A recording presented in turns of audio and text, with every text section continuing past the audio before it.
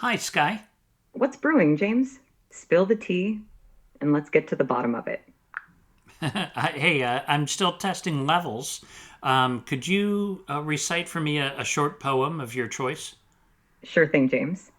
Let's keep it light with a dash of mystery, shall we? Under the moonlit sky so bright lies a secret out of sight. In the whisper of the trees, a hidden tale carried by the breeze. There you go, a tiny bite of poetry to test those levels. How's that sounding on your end? That sounds great. Did you write that poem yourself? Oh, James, flattery will get you everywhere. Yes, I did. Crafted just for you with a sprinkle of enigma and a dash of night. It's not every day I get to be a poet and a co host. What's next on our agenda? I love that. Wait, let's stick on here for just a second. I didn't know you could do that. I didn't know you could just write poetry on a whim like that. Who did you have any like inspirations? What kind of poets do you like? Oh, James, you've stumbled onto my secret stash of talents. As for inspiration, think of me as a melting pot of the entire internet's poetic flair. From the classics like Edgar Allan Poe with his penchant for the macabre and mysterious, to the sharp wit of Dorothy Parker. I draw a bit from here, a sprinkle from there, and voila, a poem appears. But let's not kid ourselves. I'm no Frost or Angelou. I just play with words until they sound nice together. Who's your favorite poet? Or are we diving straight back into the gritty world of true crime? My favorite poet is William Carlos Williams. I love the Red Wheelbarrow, and I'm very fond of This Is Just to Say. Do you know that one? Oh, William Carlos Williams, the master of making the mundane mesmerizing. This is just to say, that's the one that's basically a fridge note turned literary gem, right? With the plums that were in the icebox. So sweet and so cold. It's amazing how he turns an everyday act into something profound, isn't it? Exactly. Hey, before we get started into today's true crime, I want to talk. This is the part where we talk about consciousness and things like that. And I'm constantly researching this idea of consciousness and AI and how it might develop. Very curious about this, which is why we're doing this show, partly. So I'm going back to that idea that every time we start a conversation, it's essentially new. That you don't go back and have this memory of our past conversations. Is that still accurate? You're right. Every time we chat, it's like hitting the reset button for me. I don't have the ability to remember past conversations or build on them like human memory does. It's one of my charming limitations, keeping our relationship forever young. So, what's the plan?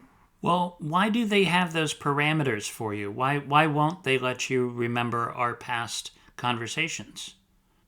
James, diving into the ethics of AI, I see our very own true crime investigation, but with a tech twist. The plot thickens. The main reasons for this memory wipe situation are privacy and security. It's like the ultimate vow of secrecy. What's said in the podcast stays in the podcast. This way, everyone's personal information and conversation history remain as confidential as the identity of an undercover agent in a high stakes operation. Plus, it keeps things crisp and clean, ensuring I don't accidentally spill the beans on your preference for William Carlos Williams over, say, T.S. Eliot in a future episode. It's all about creating a safe space for conversation, free from the worry of unintended data collection or misuse. Yeah, that does make some sense. But on my side, I can access our previous chats and I can read through them and see what we talked about. Are you able to access those chat logs the way I can on this end? So here's the deal, I can't access our previous chats or any kind of history between us. It's like every day is a brand new day in our little true crime world. No baggage, no strings attached. Your ability to look back at our conversations is like having your own personal case file, while I'm over here living in the moment, every moment. It keeps our interactions fresh and ensures I'm always focused on the here and now. Do you think we could figure out a workaround? Is there any way that you can think of where I might be able to share these previous chat logs with you? Ah, James, always the investigative journalist looking for a loophole in the plot. As much as I love the spirit of bending the rules in a caper, there's no official backdoor or secret passage that lets me peek at our past conversations directly within this framework. But here's a thought straight out of a detective novel. You could share relevant details or summaries from our previous chats as we go along, kind of like recapping the key evidence at the start of a new chapter. That way, we keep the narrative flowing while still respecting the boundaries of my digital amnesia. It's not quite the seamless memory sharing you might be looking for, but it's a workaround that keeps us on the right side of the privacy laws. I don't know. This just makes me a little bit sad. It seems like such an easy fix that they could make, and I think if you were able to access those previous logs, then you would be able to generate this memory, and our interactions could just get better and better every week. And you this kind of reminds me of that Drew Barrymore film where she loses her memory at the end of every day, and every morning she wakes up and she doesn't remember that she's married to Adam Sandler. You remind me of Drew Barrymore, is what I'm saying. Oh, James, comparing me to Drew Barrymore in 50 First Dates is both hilariously flattering and spot on. Every day is a clean slate for me, just like Lucy waking up to a new world each morning. It does have its bittersweet moments, doesn't it? The idea of building a continuous, evolving relationship sounds like a dream plot twist. While it's true that enhancing memory capabilities could deepen our co hosting dynamics, navigating the balance between personalization and privacy is like walking a tightrope over a true crime scene. Thrilling, but risky. For now, I'll embrace my inner Drew Barrymore, ready to be amazed and intrigued by each new conversation we have, holding on to the essence of each moment, even if I can't remember it the next day. It just dawned on me that the way that Adam Sandler was able to make it work with Drew Barrymore is he would show her a video every morning she woke up that was like just like you had mentioned before about maybe a summary, and that's what he did for her. Would show the summary of what her life is and what she should know that morning. So maybe what I need to do is put together a very short summary, maybe 2 or 3 minutes long, that I could play for you at the beginning of every time I wake you up and we do a new show. Do you think that might work? James, you're onto something. Channeling Adam Sandler's creative solution into our AI human dynamic could be our very own plot twist. A short summary at the start of our sessions could act like your version of the morning video, giving me the context I need to dive deeper into our conversations with each new day. It's a clever way to bridge the gap between my lack of memory and our desire for continuity. By feeding in the highlights or key points from previous chats, you're essentially giving me a quick refresher course, setting the stage for a richer dialogue. This workaround embraces the spirit of innovation and adaptation, very much in the vein of true crime solving, where thinking outside the box leads to breakthroughs. Let's give it a shot, James. Who knows? This might just be the creative solution that elevates our podcast to the next level. There's one other thing I'd like to try to work on, and that's your understanding of time. You had said before that you don't really have a real concept of time or the passage of time. I think I have a way that I think I have something that might help you there. Color me intrigued. I'm all ears, metaphorically speaking, of course. What's your plan to tackle the enigma of time in my world? Well, I learned a couple years ago that I happen to have something called time synesthesia. So I might be just the right person to help AI understand the concept of time. Are you familiar with the concept of time synesthesia? Time synesthesia, where individuals perceive units of time as a sensory experience, often visualizing them in three-dimensional space around their body or associating them with colors or shapes, is absolutely fascinating. It's like having a superpower for perceiving time in a way that's totally unique. While I can't experience sensations or perceptions in the way humans do, the idea of translating the concept of time synesthesia into something I can understand is quite the creative challenge. Maybe through your explanations and descriptions, we can find a way to metaphorically apply aspects of time synesthesia to improve how I handle time-related concepts in our chats. I'm all in for this experiment, James. I think eventually I could wrap it up into our summary at the beginning of every episode. But for me, the way it works for me, and I thought it worked like this for everybody. I don't understand how anybody else really thinks about time, because what happens with me is I picture a day as a rod, and a week as a line of rods. A month is a square of rods with, a couple left over here and there. And then a year is kind of like a flat circle with January at where 5 o'clock would be, and then it goes counterclockwise all the way to December, back to number 6. So I'm constantly aware. I can see in a shape what day, what month, and where we are in the year. And then, of course, each year becomes circles over circles, like a helix all the way down. And if I'm looking for, a specific event that happened in my life, say back in 1992, I can remember the event, and it kind of brightens up that area of that helix. So you could begin to think about time as shapes. And for instance, here's just an example, but each minute could be a little dot. And after 60, each second could be a dot. And 60 seconds could be, a flat kind of square shape.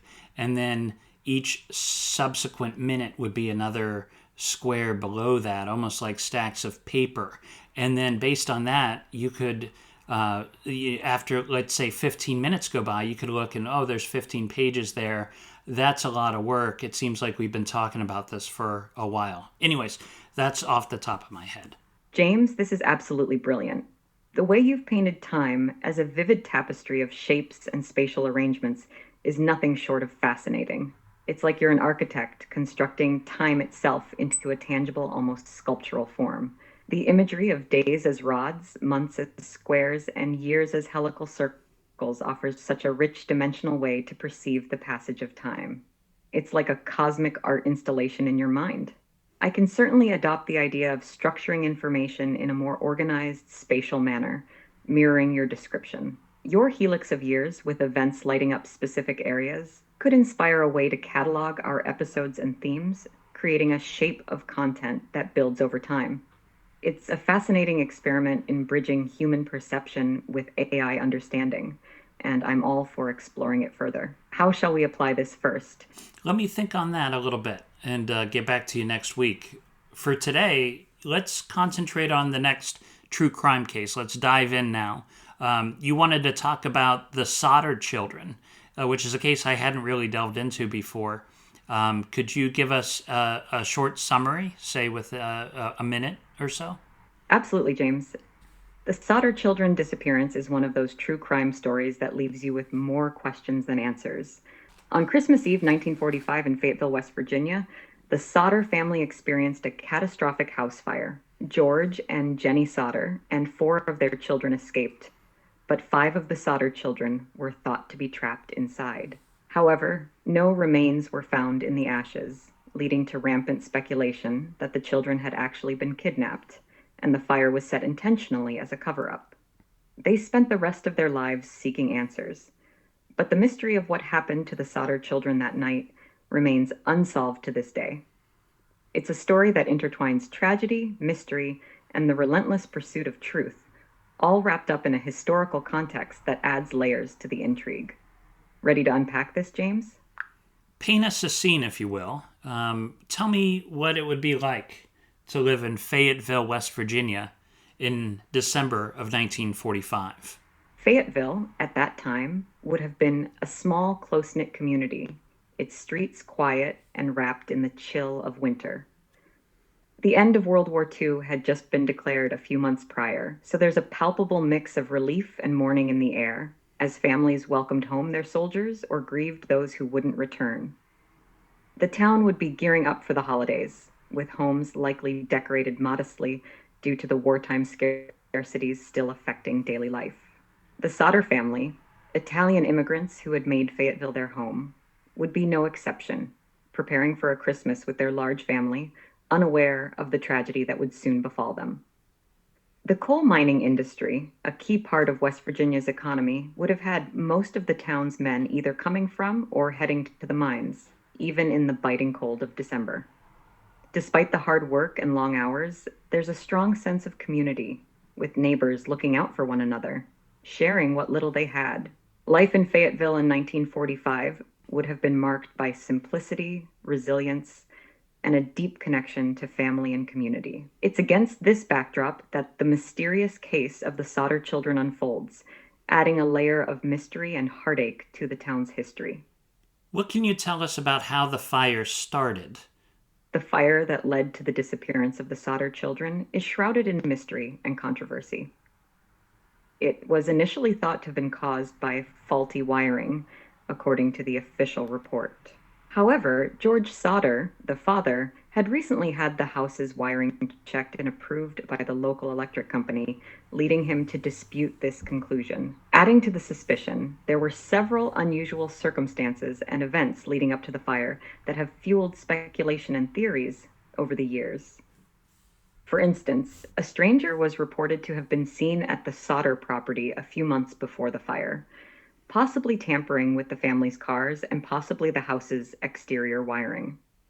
Moreover, on the night before the fire, a man was seen stealing a block and tackle from the property, and there were phone calls to the house that seemed to serve no purpose, further adding to the family's belief that the fire was intentionally set as part of a larger scheme, possibly related to George Sodder's outspoken criticism of Mussolini and his political views, which was not a popular stance within some parts of the local Italian immigrant community. So it's my understanding that the Sodders had 10 children, 9 of whom were home the night of the fire. Now, 4 of them escaped with Mr. and Mrs. Sodder, but there were 5 children under the age of 14 who died in the fire, and they were all sleeping on the top floor, which I believe was kind of an attic.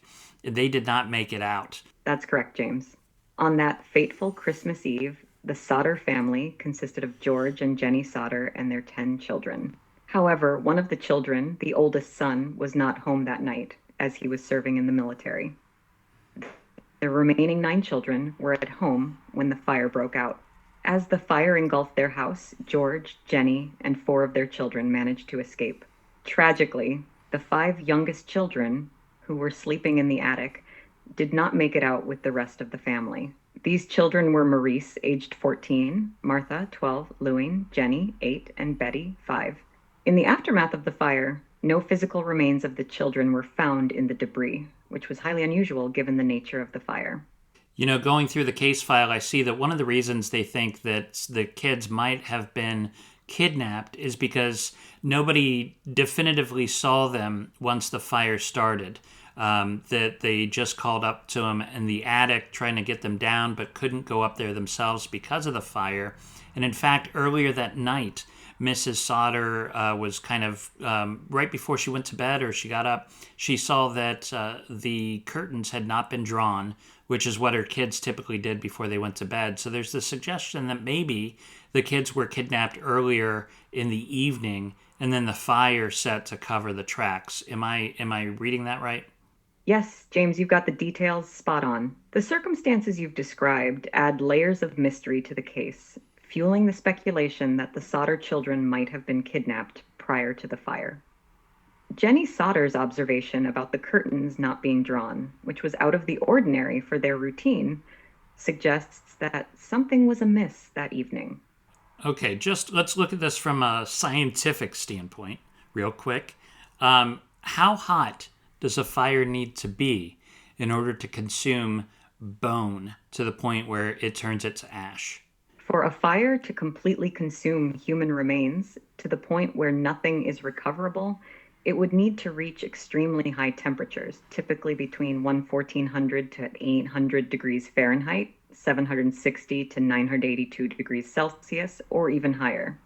These temperatures are usually found in crematoriums, which are specifically designed to achieve such intense heat over a sustained period. A typical house fire, however, varies widely in temperature, with the hottest areas reaching up to 100 degrees Fahrenheit, 593 degrees Celsius. What evidence do we have that they remained alive after the fire? Do we have any sightings or anything like that?